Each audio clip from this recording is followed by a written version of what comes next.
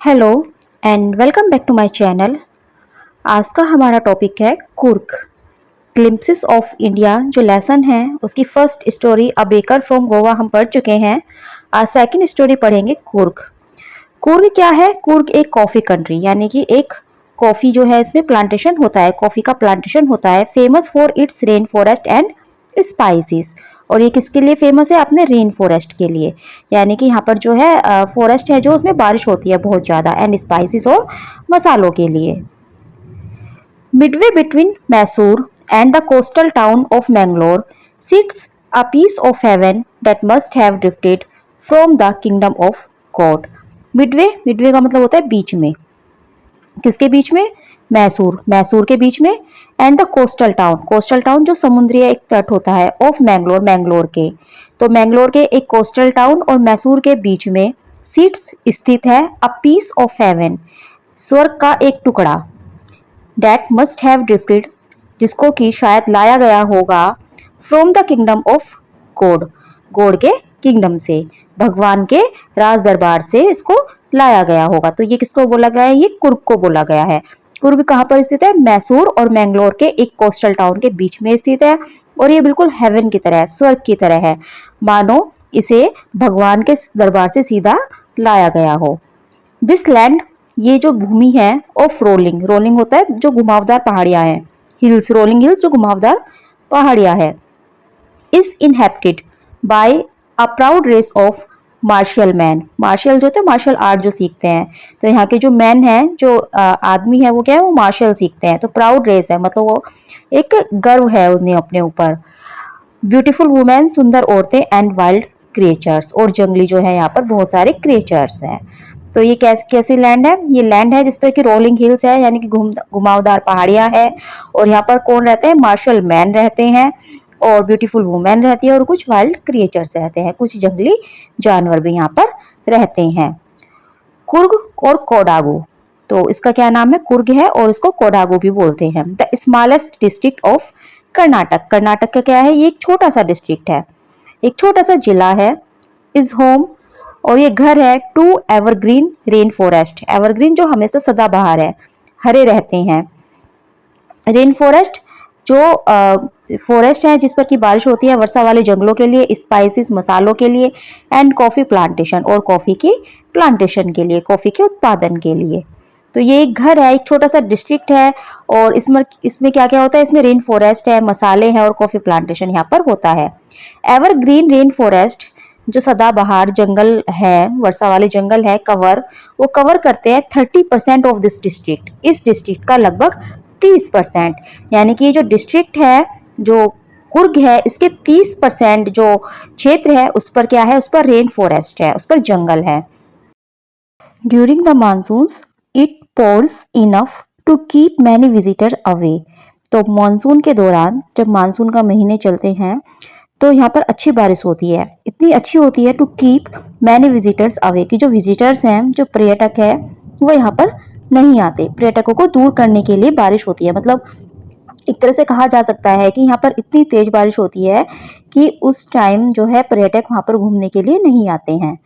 The season, और जो season है ऑफ जॉय, खुशी का सीजन कब आता है? यानी कि जब पर्यटक वहां पर आते हैं घूमने के लिए, या फिर जब अच्छा मौसम वहां पर रहता है, कमेंसिस फ्रॉम सितंबर से लेकर, एंड कंटिन्यूज टिल मार्च, और मार्च तक वो रहता है। सितंबर से स्टार्ट होता है और मार्च तक जो है यहाँ पर अच्छा सीजन रहता है। तो अप्रैल, मई, जून, जुलाई, अगस्त, इन महीनों में वहां पर क्या होता है? वहां पर बारिश होती है। द वेदर इज परफेक्ट, मौसम बहुत ही परफेक्ट होता है, बहुत ही अच्छा होता है। With some showers thrown in for good measure, और कुछ हल्की हल्की जो है बूंदाबांदी भी होती है, लेकिन गुड मेजर में होती है, मतलब सही अनुपात में होती है, ज्यादा नहीं होती। द एयर, जो बारिश है, ब्रीथ्स ऑफ इनविगोरेटिंग कॉफी, तो मतलब जो हवा होती है, वो क्या है? वो ब्रीथ है, किसके लिए? कॉफी प्लांटेशन के लिए, कॉफी के उत्पादन के लिए। जो मतलब हवा उस वक्त चलती है, तो वो कॉफी उत्पादन के लिए बहुत ही अच्छी रहती है। कॉफी एस्टेट्स, जो कॉफी के स्टेट्स हैं, एंड कॉलोनियल, जो कॉलोनी बंगलो है, स्टैंड, वो खड़े हुए हैं, tucked under tree canopies in prime corners, tree canopies के बिल्कुल नीचे, इन प्राइम कॉर्नर्स में। तो जैसे ये ट्री है, तो ये जो होता है, ये ये इसकी कैनोपीज है। और यहाँ पर जो है मतलब बंगले बने हुए हैं और कॉफी स्टेट्स बने हुए हैं। तो क्योंकि पहाड़ों पर जो है घुमावदार पहाड़ियां हैं, पहाड़ ऐसे हैं और यहाँ पर जो पेड़ वगैरह लगे हैं, तो जो घर बनते हैं, जो घर बने हुए हैं वो देखने में ऐसे लगते हैं कि वो ट्रीज के नीचे बने हुए हैं, तो ट्रीज की कैनोपी में बने हुए हैं। The fiercely independent people of Kurg are possibly of Greek और Arabic descent। तो जो ये फायसली इंडिपेंडेंट पीपल है, जो ये स्वतंत्र जो है पीपल है ऑफ कुर्ग, कुर्ग के, आर पॉसिबली जो है मतलब संभवतः ऑफ ग्रीक, या तो ये ग्रीक के हैं और अरेबिक डिसेंट या फिर अरेबिक के हैं। मतलब इनके जो पूर्वज हैं वो या तो ग्रीक के रहे होंगे या फिर अरेबिक के रहे होंगे। एज वन स्टोरी गोज, जैसे कि कहानी कही जाती है, a part of Alexander's army, कि जो सिकंदर था उसकी आर्मी का जो एक पार्ट था मूव्ड साउथ, वो साउथ आ गया था अलोंग द कोस्ट, कोस्ट के किनारे से, मतलब जो समुद्र था समुद्र से, एंड सेटल्ड हियर, और यहाँ पर ही सेटल हो गया था। व्हेन रिटर्न बिकेम इम्प्रैक्टिकल,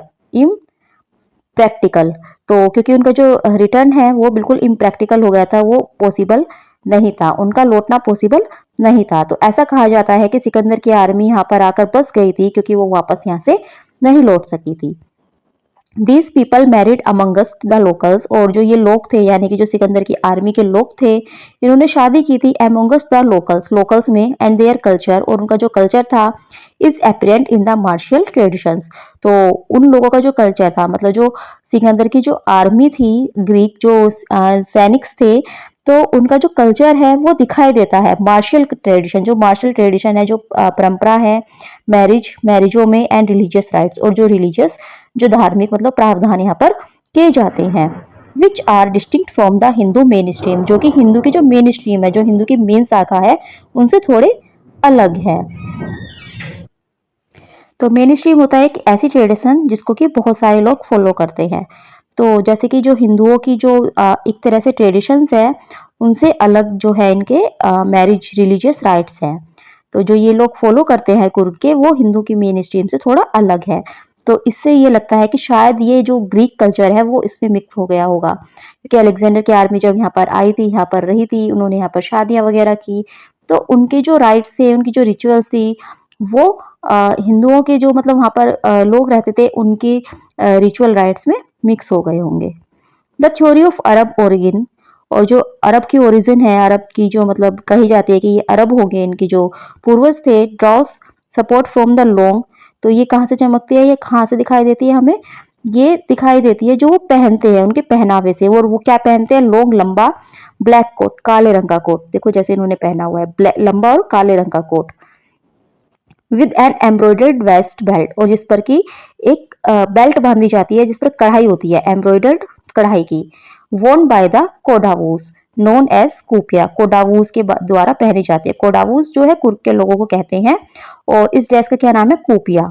तो ये जो ड्रेस है, जैसे इन्होंने पहना हुआ है ब्लैक कोट, और ये जो वेस्ट बेल्ट उन्होंने बांधी हुई है, तो ये क्या है, ये इनकी ड्रेस है। तो इस ड्रेस से पता चलता है कि शायद जो इनके पूर्वज रहे होंगे वो अरेबिक रहे होंगे।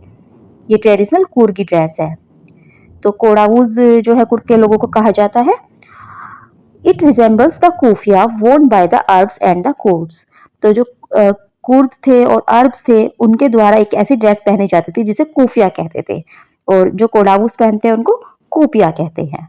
तो शायद इससे पता चलता है कि इनके जो पूर्वज हैं वो जो है अरेबिक रहे होंगे। Coorgi homes have a tradition of hospitality. जो कुर्गी के घर हैं, जो कुर्ग लोगों के घर हैं, हैव ए ट्रेडिशन, उनकी एक परंपरा है ऑफ हॉस्पिटैलिटी। हॉस्पिटैलिटी होता है मतलब जब कोई मेहमान घर पर आता है तो उनका स्वागत करना, उनका मतलब अच्छे से ध्यान रखना।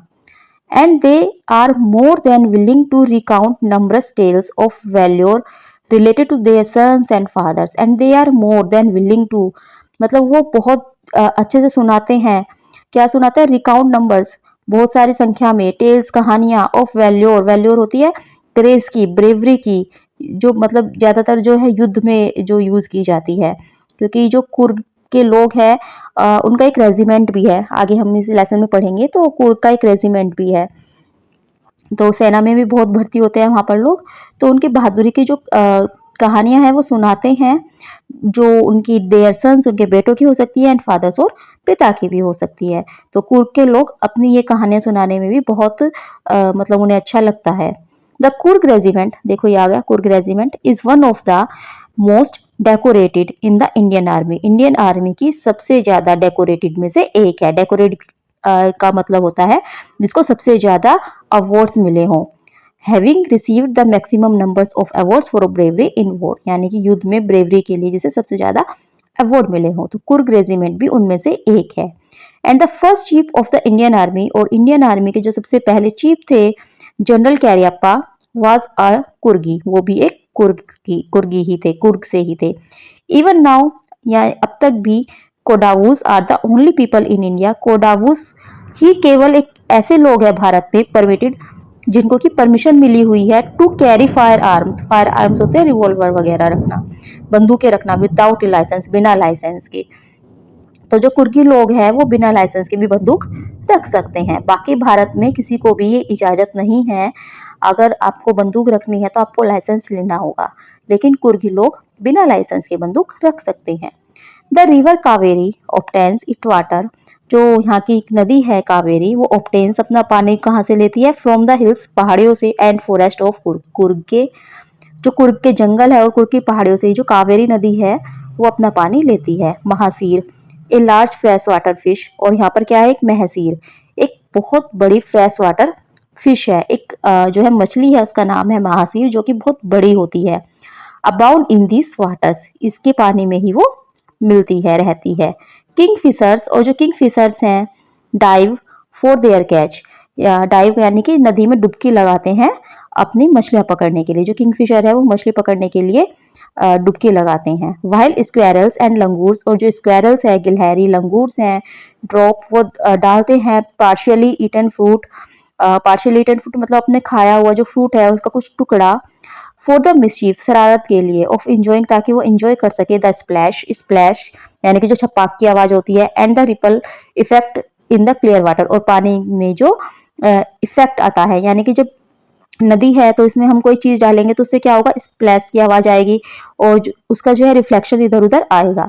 तो इस चीज को इंजॉय करने के लिए शरारत से क्या करते हैं लंगूर और स्क्वेरल्स, जो फल खा रहे होते हैं तो उसमें से थोड़ा सा बचा हुआ उस पानी में डाल देते हैं। एलिफेंट्स, और जो एलिफेंट्स हैं इंजॉय, वो इंजॉय करते हैं बीइंग बाथेड, नहाना, एंड स्क्रब, और स्क्रब होना, यानी कि स्क्रब होता है रगड़ रगड़ कर नहलाना, इन द रिवर, रिवर में, बाय देयर महावत, उनके महावत के द्वारा। तो हाथियों को जो है उनके महावत क्या करते हैं? जो महावत जो होते हैं जो हाथी चलाते हैं, हाथी के ऊपर बैठते हैं, तो महावत उनको उस नदी में नहलाते हैं और स्क्रब करते हैं। तो एलिफेंट्स जो है, हाथी जो है, वो इंजॉय करते हैं। The most laid-back individuals become converts to the life of high-energy adventure with river rafting, canoeing, rappelling, rock climbing and mountain biking. तो यहाँ पर बताया गया है कि जो मोस्ट लेड बैक है, लेड बैक यानी कि जो बहुत ही एक तरह से लेजी होता है, बहुत ही जो लेजी पर्सन होता है। इंडिविजुअल्स यानी कि कोई भी पर्सन, रिलैक्स्ड, जैसे यहाँ पर दिया गया कि रिलैक्स नॉट इन हरी, जो बहुत ही एक तरह से लेजी होता है।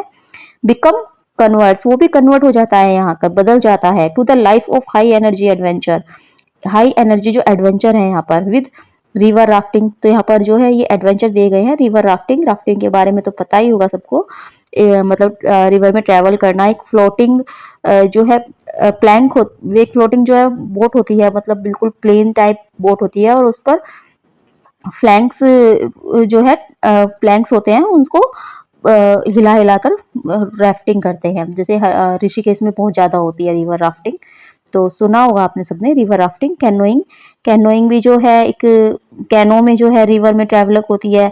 एक जो कैनो होती है वो एक लार्ज और बहुत ही नैरो सी बोट होती है। रैपलिंग, रैपलिंग भी होता है एक मतलब जो पहाड़ी है तो पहाड़ी से नीचे आना, और वो स्लाइडिंग डाउन आ रोप, यानी कि एक रस्सी के सहारे से जो है पहाड़ी से नीचे आना। और रॉक क्लाइंबिंग यानी कि पहाड़ी चढ़ना, एक चट्टान से नीचे आना रैपलिंग, और चट्टान चढ़ना rock climbing. And mountain biking, और माउंटेन पर बाइक चलाना, यानी कि साइकिल, जो माउंटेन बाइकिंग जो आती है, साइकिल आती है एक अलग तरह की, तो उसको चलाना। तो ये सब जो है वहां पर एक्टिविटीज़ होती हैं और अगर कोई लेज़ी पर्सन भी वहाँ जाएगा तो इन एक्टिविटीज़ को वो भी करना पसंद करेगा। उसका भी मन करेगा कि मैं ये एक्टिविटीज़ करूँ। Numerous walking trails in this rain are a favourite with trekkers. और यहाँ पर बहुत सारे वॉकिंग ट्रेल्स भी है। वॉकिंग ट्रेल्स यानी कि जो ऐसे रास्ते जो कि क्रिएटेड बाय वॉकिंग। तो जैसे पहाड़ होते हैं ना, तो पहाड़ों के बीच में से रास्ते बनाए गए हैं पैदल चलने के लिए। और are a favourite with trekkers, जो ट्रैकर्स होते हैं जिनको मतलब ट्रैक करना पसंद होता है तो उनके लिए ये फेवरेट है। बर्ड्स, बीज एंड बटरफ्लाईज आर देयर। और यहाँ पर जो आपको क्या मिलेगा, बर्ड्स मिलेगी, चिड़िया, बीज मधुमक्खियां, बटरफ्लाई तितलियां, टू गिव यू कंपनी, तुम्हें कंपनी देने के लिए यहाँ पर मिलेगी। और क्या क्या मिलेगी यहाँ पर, macaques, Malabar, squirrels, langurs and slender slender lorises. Keep a watchful eye from the tree canopy. Tree canopy वही कि ट्री के ऊपर से जो है ये सब जो जानवर हैं, मैकेस, मालाबार, स्क्वेरल्स और लंगूस और स्लैंडर लोरीज, ये सब तुम्हारे ऊपर ध्यान देंगे, यानी कि ये सब ट्री की कैनोपी से तुम्हें देख रहे होंगे जब तुम ट्रैकिंग कर रहे होंगे। I do however prefer to step aside for wild elephants. हालांकि मैं प्रिफेयर करूंगा अलग ही रहना फॉर वाइल्ड एलिफेंट्स, जंगली हाथियों से। अगर जंगली हाथी रास्ते में मिल जाए तो मैं कोशिश करूंगा कि मैं बिल्कुल उनसे अलग हो जाऊं, उनके रास्ते में ना आऊं। The climb to the Brahmagiri hills. वहां पर एक हिल्स है जिसका नाम है ब्रह्मगिरी। तो अगर आप उस पर चढ़ोगे, ब्रिंग्स यू, तो आपको दिखाई देगा into a panoramic view of the entire misty landscape of Coorg. Coorg का जो ये पूरा लैंडस्केप है, पूरा मतलब कुर्ग आपको दिखाई देगा, इसका पैनोरामिक व्यू। पैनोरामिक व्यू मतलब एक view, wide area of land, पूरा लैंड जो आपको दिखाई देगा। अगर आप ब्रह्मगिरी हिल्स की पहाड़ी पर अगर आप चढ़ते हो तो आपको यहाँ पर जो है पूरा कुर्ग दिखाई देगा। A walk across the rope bridge leads to the 64 acre island of निसर्गा धाम। अब ये क्या है, अगर वहां पर एक रोप ब्रिज है, अगर आप उस रोप ब्रिज पर वॉक करोगे, उस रोप ब्रिज पर आप चलोगे तो आप एक आइलैंड पर पहुंच जाओगे जिसका नाम है निसर्गा धाम। और ये क्या है, ये 64 एकड़ में फैला हुआ है, 64 एकड़ में ये फैला हुआ है। Running into Buddhist Monks from India's largest Tibet settlement. और यहाँ पर क्या है, यहाँ पे सबसे बड़ा जो है इंडिया का सबसे लार्जेस्ट तिब्बत सेटलमेंट है। और यहाँ पर आपको बुद्धिस्ट मॉन्क्स मिल जाएंगे। एट नियर बाय, और पास में ही बायलाकुप्पू इज अ बोनस। और पास में क्या है, बायलागुप्पू है, जो कि आपको एक बोनस की तरह लगेगा। The monks in red, ochre and yellow robes. और जो मॉन्क्स हैं, जो वहां पर बुद्धिस्ट मॉन्क मिलेंगे, वो कैसे कपड़े पहने होंगे, रेड, लाल कलर के, ओक्रे, ओक्रे का मतलब होता है ब्राउन शेड वाले, और yellow. Are amongst the many surprises. और उनके बीच में बहुत सारे सरप्राइज होंगे, बहुत सारे आश्चर्य जो है आपको देखने को मिलेंगे। दे वेट, जो कि वे वेट करते हैं to be discovered by visitors, ताकि जो विजिटर्स है वो डिस्कवर कर सके। Searching for the heart and soul of India, जो कि भारत के हार्ट और सोल की, यानी कि भारत के दिल और आत्मा की तलाश में यहाँ पर आए हुए हैं, right here in Coorg, Coorg में। तो अगर आप ऐसे जो टूरिस्ट हैं जो कि भारत को जानना चाहते हैं, भारत की ट्रेडिशंस को जानना चाहते हैं, भारत के बारे में जानना चाहते हैं, तो आपको यहाँ पर जाकर बहुत ही आश्चर्य होगा। और यहाँ के जो मॉन्क्स हैं, बुद्धिस्ट मॉन्क्स हैं, अगर आप उनसे मिलोगे, उनसे बातें करोगे तो आपको काफी कुछ पता चलेगा। तो ये था कुर्ग के बारे में।